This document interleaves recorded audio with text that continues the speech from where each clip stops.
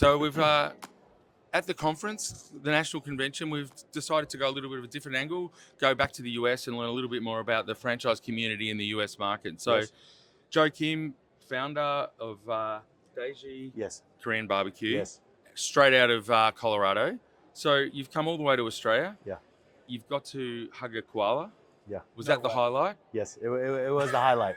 It definitely was a highlight. You didn't get scratched? No. No? Oh, actually, I apologize. I took a photo with my wife, so she held the koala. I didn't want it to poop on me. Were you or a bit anything. scared of the koala, weren't you? Oh, no. You were scared of the koala. I know that. We woke it up from its nap, and so I was a little scared. I looked at the nails. I was like, you know what? Why don't you hold? I'll be on the back end. So tell us about your business. Yes. Started the business, franchised in the US, and they made it all the way out to Australia. So tell Absolutely. us about, when did you start the business Sure. and how many locations? Absolutely. So DAEGEE means pig in Korean, which is Means Korean what? pig. Pig. Yeah, pig in DAEGEE. Korean. And our slogan is actually pig out.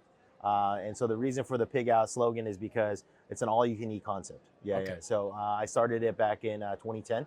Mother-in-law and I stepped into the business, realized real quick after many years, I never served, I never bussed, I never cooked in my life. And then You're not a chef? Oh, no, absolutely not a chef. Okay. I know how to eat really well, and that's about it. And so I jokingly say that's my experience to the restaurant industry is I know how to order off the menu, and I can eat really well. Yeah, So, I mean, how hard could it be to run a restaurant? So, but yeah, so once I got into the business, learned the front of house, back of house, learned operations, realized real quick that there's no franchise models that are out there.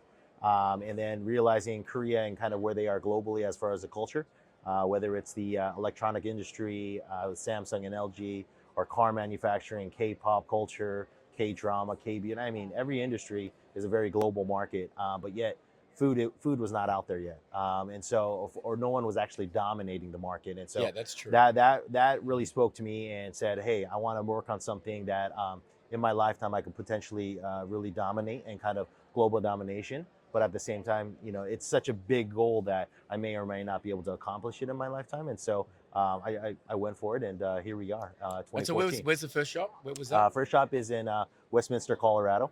Okay. Yeah, it was an existing location. We took it over as a second gen space, Okay. and then just converted it, rebranded it, and just continually grew from there. Yeah. And all 10, where are they? So we have 5 locations inside Colorado. We have a location opening in Boston, right outside of Boston, Chelmsford, Mass, and New Jersey is actually opening 4 locations. Wilson, North Carolina, Amarillo, Texas, and then we have a location in Puerto Vallarta, Mexico right now. Oh, wow. So when looking at the growth plans, did you, the markets, was it a proactive strategy to say this market, we think, or was it reactive that people, correct. oh, no, we're going to get to Australia, but just in the US as well? Just US. Yeah. Like for the What was US the strategy? side, I think it was just something very organic because there was not brands that were out there that were actually marketing a lot of spaces. But what we found was that it was a lot of small cap, mid-sized cities that were really interested, where there is no Korean influence, there is no Korean barbecue. So a lot of the franchisees, they've been exposed at bigger metros, and they wanted to bring it back to their hometown. Yep. But also more and more as you get into the franchising side, we're realizing now the big metros, everyone wants to get into the big metros. But at the same time, the cost of occupying their space is ridiculous. Crazy. And so we've created a very lean, efficient model where you can run 1,000 square foot space with 1 or 2 individuals because it's the supply chain aspect. Well, there's no chefs needed. They pay. There isn't. They're Because the customer. you actually, exactly. They are the customer. It's like, that's why you're not a chef. We're It's like your recruiting customers at are. the same time as we're selling. So the supply chain aspect is really important because once you have the supply chain, you have one chef. They're tasting everything. They have their staff and crew making all the marinades, flash freezing those, making all the sides that are fermented. So the shelf life is super long. And then we distribute out to the franchise locations. And from there, all they're maintaining is just temp control. And are you doing centralized kitchens when correct. you're clustering your locations? Correct. Cool. Yes. Yeah. The supply chain, central kitchen is very important. Very. I think more so now, we didn't think labor was going to be an issue where we are currently in the state. But moving forward, definitely it's going to continually be an issue. And so if you can create a very efficient model with a lean labor force, I think that's where a lot of the margins are going to be happening. And your franchisees, so have they got many Koreans, many food backgrounds, or where are you finding actually them? all of them are no food backgrounds. Yeah. So with the lead generation, I think it's more all these individual, I was basically the first franchisee when I got into the business, you know, never served, never cooked, never busted in my life. And I said, I'm going to do a restaurant. And those are the individuals that we're trying to find. People who have a good personality, a good mindset, good entrepreneurial spirit. They're successful in their own industries, whether it's nail salons, car dealerships, whatever they're doing. Customer service focused? Correct, customer service focused. And then say, hey, that's the whole point of doing a franchise. You don't need to know how to cook. And tell me, with this model we were talking about, you got the cluster idea with the central kitchen. Is the franchise the restaurant or the central kitchen? You own the central kitchen? Correct. So we have the franchise side of the business, and then we have the distribution side of the business. So you alone, at the end of the day, you're going to end up with all these central kitchens everywhere as the head office ownership model. Yes. That's really cool. In the U.S., the central kitchen right now is just in Denver. And so our franchisee, one of our franchisees in Fort Wayne, Indiana, we ship to them once a month. And so we ship a 1 month supply of all the foods and everything they need. Obviously, local products like, raw green leaf lettuce or rice, all of the distributors have different foods there, and so they'll get those items there. But the main marinated, DAEGEE specific spiced items they will get from us. And so I think if in the U.S. we're creating that master licensing model of what it would look like, and that's ultimately what we're trying to do overseas as well. So world domination, starting with Australia. Yes. Definitely. Why Australia? I think it was literally throwing darts. Spin the globe and just throw it. Yeah. But I think once again, there's so many countries, so many places to go. Working with Suma Franchise Consultant, they kind of gave us exposure to where their partnerships were, and they said, okay, let's go check it out. Because it hasn't been done. I think we're open to every market. Obviously, some markets are more welcoming than others, but I would say Australia definitely, after my experience for the last week, is very high on the list. Very diverse, very familiar with what Korean barbecue is. Definitely. I mean, have you been to Melbourne yet? I haven't been to Melbourne. It's super strong. Like the whole concept is strong, but it's super fragmented. Yes. So it's really exciting you coming in. I mean, we've got a big Korean population. Correct. Not just in the Korean foods, but in Japanese foods as well. Yes. It's a big deal. It's normal, if that makes sense. I mean, just the proximity alone, exactly. Makes it a lot easier. Yeah. But even in the U.S., we still go to some country or some states or cities where they're like, I have no idea what Korean barbecue is still. So what's different? Like, tell us the difference between a standard Korean barbecue and your offering. So our offering is a lot more simplified. It's a lot more streamlined. And the reason for that is, when you go to, obviously there's so many different types of meats that I like to try. But, the typical consumer, when it's their first time, you have to make it very accessible for them. You have to make it so comfortable that they're like, oh, I'll try all that. Once they're familiar, go a couple times, then they'll get into some of the beef tongues or the tribe. You know what I'm saying? But if you saw beef tongue on the menu right off the bat, you're like, oh, I'm not. Yeah. So it's simple things: brisket, pork belly, chicken, spicy pork, beef short ribs. It's all meats that you're very comfortable and familiar with. So that's where one of the branding aspects for us that changed was when I grew up in the Korean barbecue, a lot of different types of stuff going on. Very familiar, love to try it. But then once I started operating my own location, I realized, hey, there's 4 million Coloradans and everyone's focused on 30,000. Yeah. They're focused on Floridians. Yeah. They're focused on 30,000 Korean Americans. And I'm like, dude, you got 4 million people you could sell to. Why are you focusing on that? 30,000 Korean Americans. Yes. Is that all? Oh, just in Colorado, Just in Colorado. Yeah. No.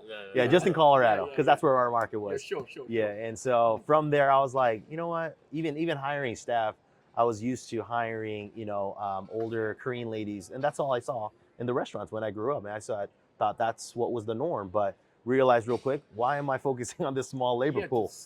We got a huge labor pool over here, and I was like, I'll teach you how to say these. I'll teach you how to. Customers, they're not Koreans. They're correct. Everyone else. And so the menus, we switched all to English. I was like, I don't even need Korean on the menu. No need.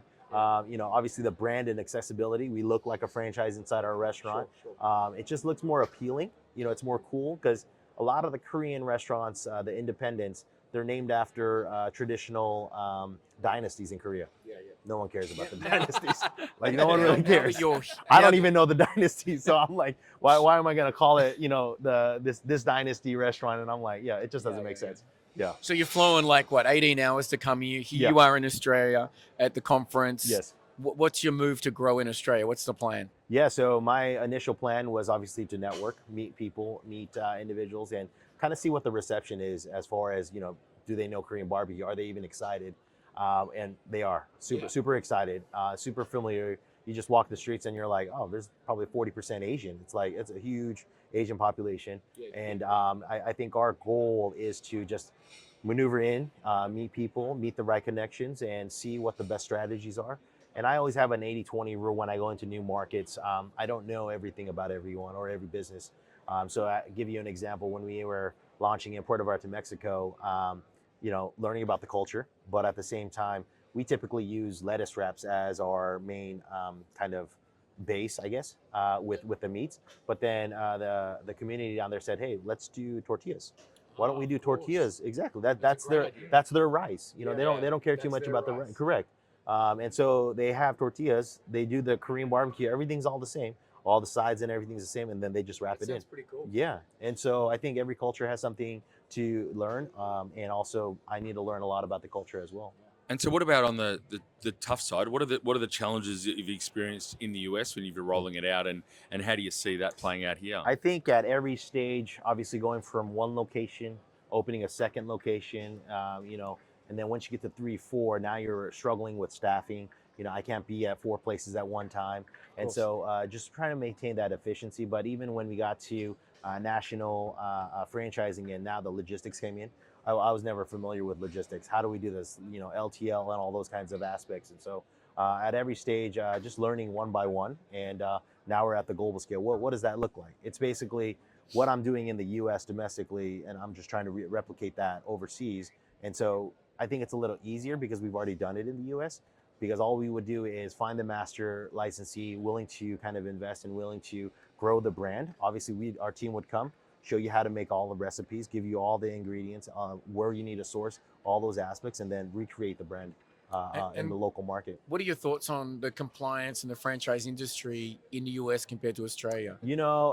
Probably early days. Yeah. Very early, but I've heard very highly regulated here, which is okay. But I think in any industry, I mean, whether it's highly regulated or not, everyone's there as a small business to make money, and so I don't think they're restricting it so ridiculously, but at the same time, U.S. has a lot of regulations, and every state has a regulation.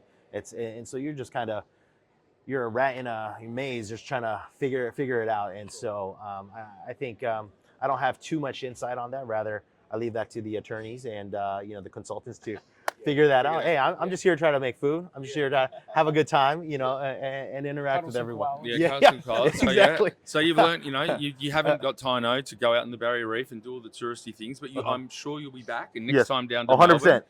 Melbourne and check it all out. But I think next year's conference is down in Melbourne, so I'm excited to go. Cool. Yeah. So my wife, she came up here. She did the Barrier Reef. We did the koala. She was gonna check out the crocodiles and all that. And so I'm just like, living dangerously. Yeah. They need Korean barbecue too. Yeah. You're not like cook the crocodiles. We might have that on the menu. I'm just serious. We might have that on the menu. I heard lamb is very popular here. Yeah. So I said, that's not very popular in the That's not very popular in the Korean culture, but at the same time, we use the same spices in the marinades. Bring it on. It's Korean barbecue. So we've taken a lot of your time up, but thank you very much for stopping by. But we have one question. So now that the Nuggets are out, who are we supporting in the finals? Oh, I don't know. So I'm a big sports bettor, so I love to bet on sports. Oh, okay. So regardless of what team is playing, whatever team I bet on, obviously, it makes the game interesting. Yeah, and so, but Timberwolves, man, what a phenomenal series. Very phenomenal series. We were very scared of that team, but obviously they made it. And Dallas looks very strong as well. Yeah. So I'm excited to see new teams. Yeah. There you go. New teams going to the finals. Yeah. We better go to live. Right. Place your bets. Yeah. Appreciate that. Thank you.